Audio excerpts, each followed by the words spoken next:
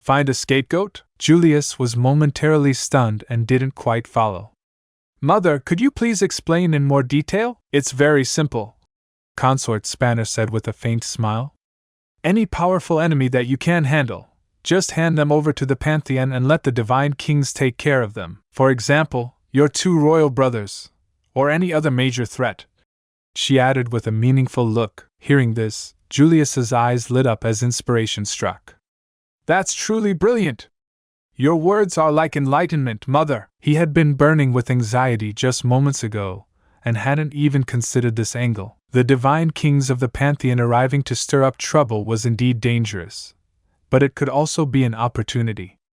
If handled well, he could wield the sword of the Pantheon to eliminate his enemies. This way, not only would he defuse the current crisis, but he could also avoid offending the West Lucosia royal house, and might even use the chance to kill two birds with one stone and clear the path ahead. This wasn't just a win-win, it was a triple win. Indeed, when it came to scheming and strategy, his mother was the one he could always rely on. Julius, no matter what you encounter, always stay calm first.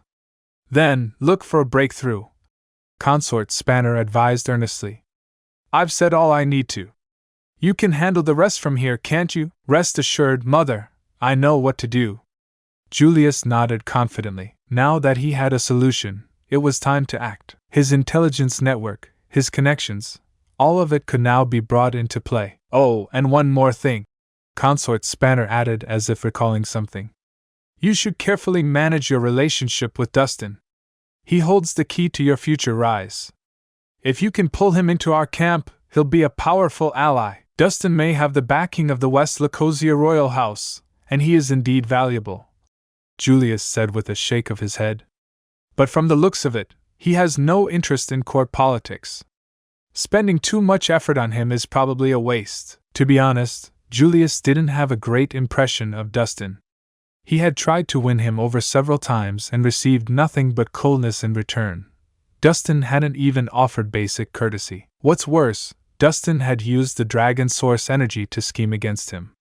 If it weren't for his mother's advice and comfort, he might have already turned hostile. In his eyes, Dustin might appear like a golden goose, but in truth, he was useless.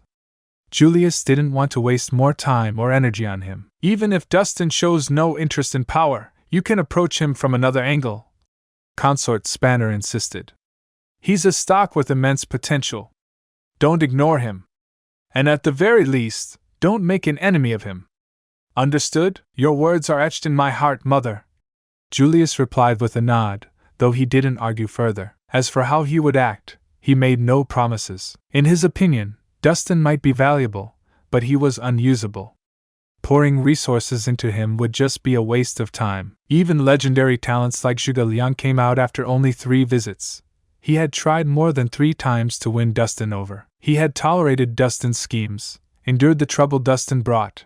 He felt he had done all he could. If Dustin still didn't understand the situation, Julius wouldn't continue humbling himself. He was, after all, a prince of the Dragon Marsh. His status and identity were far above Dustin's.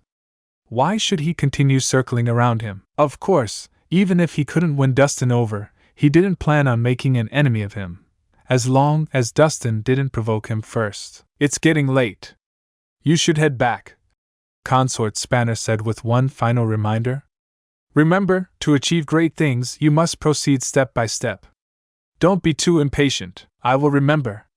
Your son takes his leave. Julius bowed respectfully and turned to leave. Watching his retreating figure, Consort Spanner sighed softly.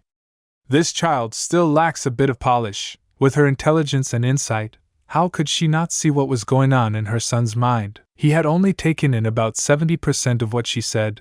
The rest, especially regarding Dustin, he hadn't accepted. The young prince is talented and ambitious. It's normal for him to feel a bit competitive towards someone his own age like Dustin, said her close maid gently. She had grown up alongside Consort Spanner and was her most trusted servant, and secretly, also her personal bodyguard, a powerful martial grandmaster. Consort Spanner's rise to her current safe and high-standing position in the palace was in no small part due to this woman's protection and loyalty. Years ago, The imperial astrologer prophesied that Dustin bore great fortune and was destined to be the best companion to a future ruler. Consort Spanner said softly. Though he's remained low-key, his potential is immense. Many only see the West Lacosia royal house behind him, but they don't realize he himself is the real key. I just hope Julius can seize this chance. If Dustin really has no interest in politics, His Highness can't force it, the maid said reassuringly.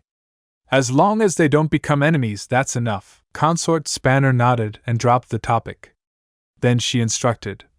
For Julius's safety, go to the Spanner family personally. Ask the two elders to protect him in secret.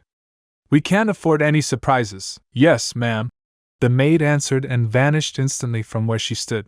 And just can't accept it. This can't be the end yet. You promised to never leave, and now you're gone. Can't believe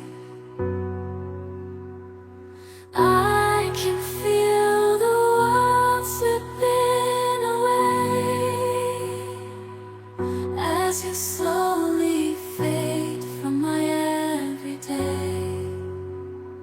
You promised forever a love without end, but now I'm left broken, struggling to mend. I thought we were so tight, destined for a lifetime, love with no end, love with no end. Staying in my imagination, memorizing the past time, the secrets, the love, the care, now they're echoes in the air. I still see your face in every place, feel your warmth, your gentle grace, but now there's just an empty space, and I'm lost in this endless chase. Keep